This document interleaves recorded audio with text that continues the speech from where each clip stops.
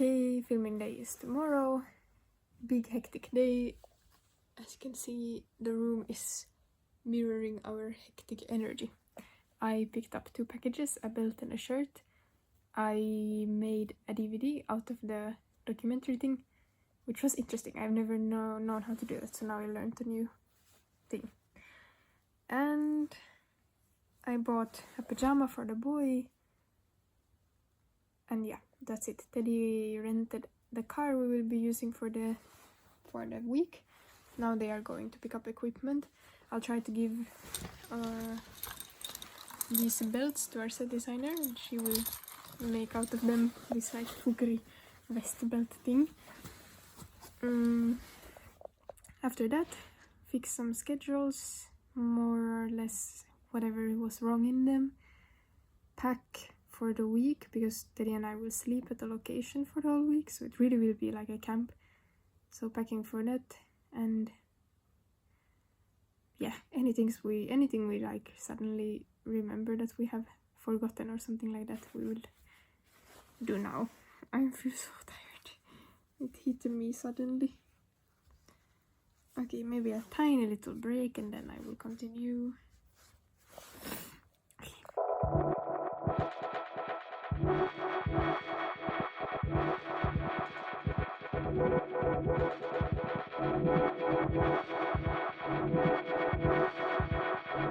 Okay, so I got some stuff more or less organized, ready for Teddy. I laid out the things which I do not know if he needs or not, but he tends to complain when it's too messy that he doesn't find anything, so I hope that at least makes it easier for him to see what he has here. But okay, so now I'm only waiting for them to return, and then soon we go, which is always a bit terrifying, especially now that we're staying on the location. I haven't done this before, and you always feel like that you have to prepare before the first day of shoot. We have 5 days, I don't know if I've said that, but you always feel like you have to prepare for each day, but that's never actually the truth, because you have the evenings and mornings, you have some time throughout the shooting days to, you know, buy the things which you notice you're missing and blah blah blah. But now it's a bit different, because like there is not really a shop or something like over there, and Teddy and me will be there, but other people are still in Sofia, so it doesn't mean that it's fully terrible. But for the things that I need, for example, just to feel comfortable, like normal living things, them I just need to pick up, because we won't have a chance to come back. So that's a bit nervous, but yeah. I decided to do some simple storyboarding, so I will do a little bit of that now.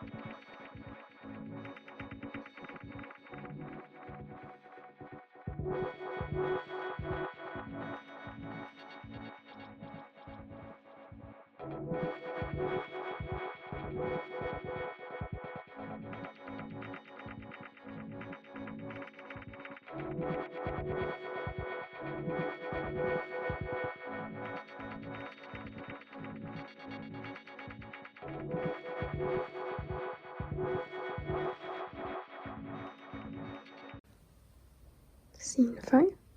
Oh, I have to do that. Scene 5. Not fully how the edit would be, but more so that people can see the shots, what they look like. And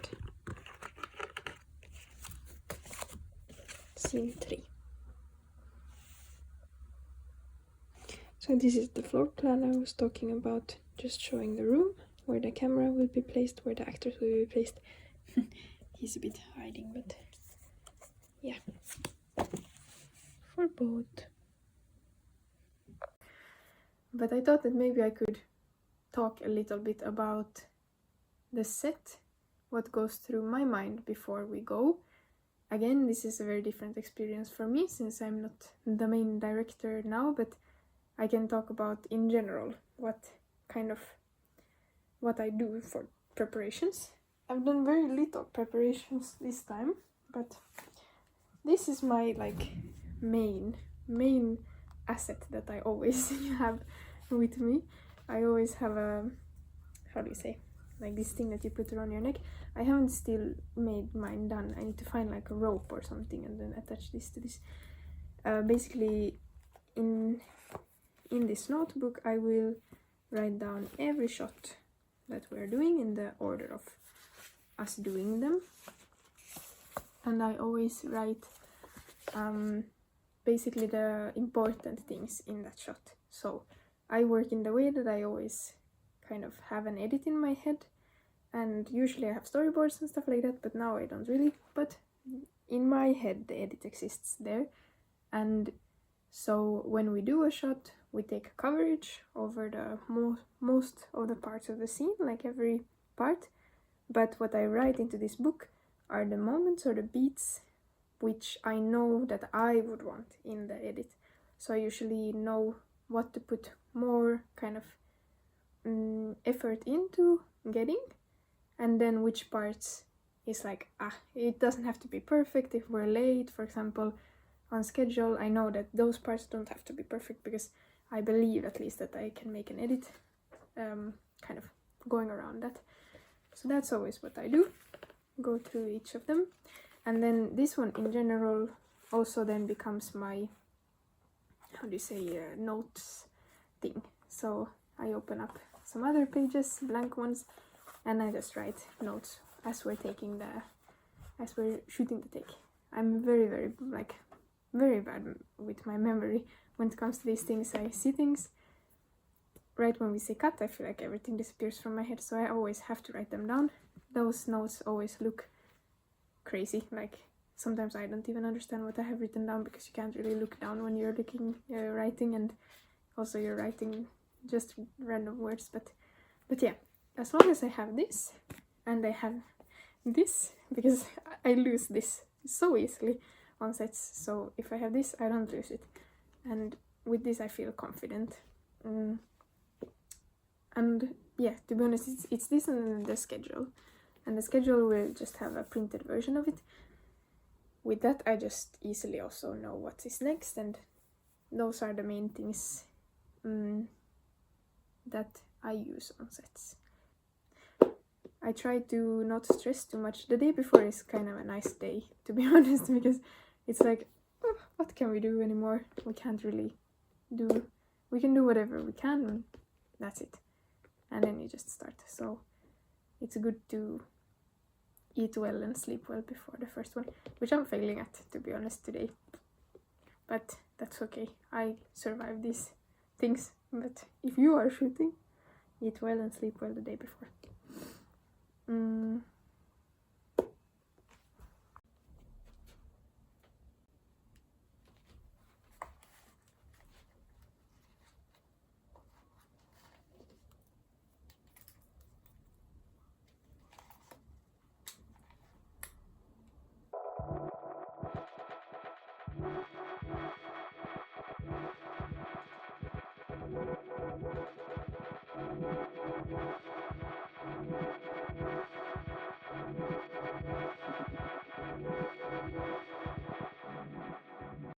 Okay, so I prepared now for not all the scenes yet, but we have one scene which is very straightforward and simple, so I don't think I need to make any notes on that one.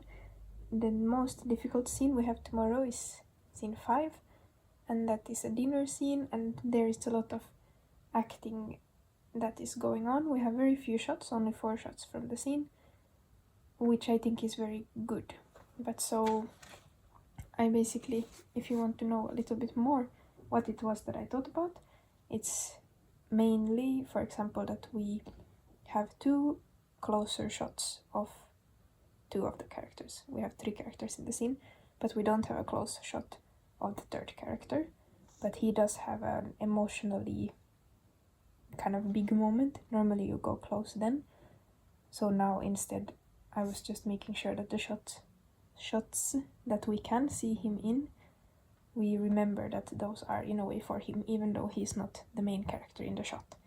So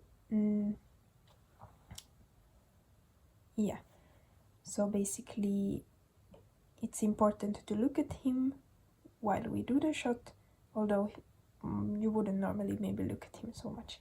So that's mainly the notes I did.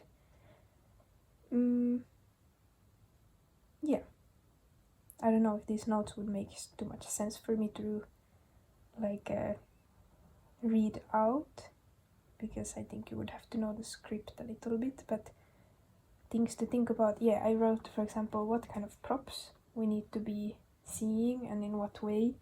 We have one like plastic bag with some pills in it, which is the most important prop in this scene. Everything is surrounding it, and this is the time we introduce it, and it's going to be really important in the ending as well. So it's important that we show that this is a prop that you should remember. The way we want to do that is that the prop moves from one place to another. In the beginning it's on a table, and we'll have one shot of the grandpa character, and in that one we will see the table more, so the prop will be kind of close to the camera so that it's there and you can kind of see it. It's not that important, but it will be more important later. That's when we bring it into the house. We are constantly staying outside of the house, but we can see through the windows as one of the characters walks in to one of the windows. And here a practical light, like a normal light in the scene, will be placed by the windowsill, and under that light the character will put this red plastic bag so that hopefully it will kind of shine up. So that's our idea that we had in order to make people notice this bag. We also have one separate shot of that bag, which is supposed to be the child's POV of the bag, point of view. And yes, and as I was writing this, a new thought came, which is always, this is why these things are good to always do, because every time you visualize the scene you get new ideas. And in this case I did get a new idea. The shot of the grandpa, I realized that we should see the third character in the foreground of that shot. As he sits down, we should be able to see his profile, because he's kind of sitting close to the grandpa. But I think we will not, for example, pull any focus on him or anything, but it's important that he will be in the shot. I think it will maybe even be interesting, the fact that we don't focus on him. I don't know, there's something that makes me think that that's the right decision to do, because he's gonna have a big emotion at that moment, but I think it's enough that we see it from his body language, and we are not like telling the audience like, oh, look at him, look how he's feeling, but we're more kind of letting people kind of find that emotion just by knowing that he's feeling like that, but not showing him.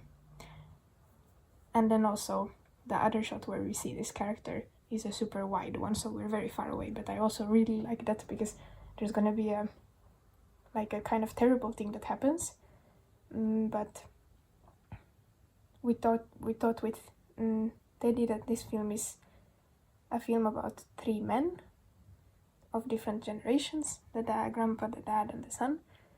And so we also wanted to be not so, in a way, emotional. We don't want to show the emotions too much, because this family is a family that doesn't show so much emotion. So then in an emotional scene, I like that we can jump into this wide shot and show the emptiness and the space and the silences.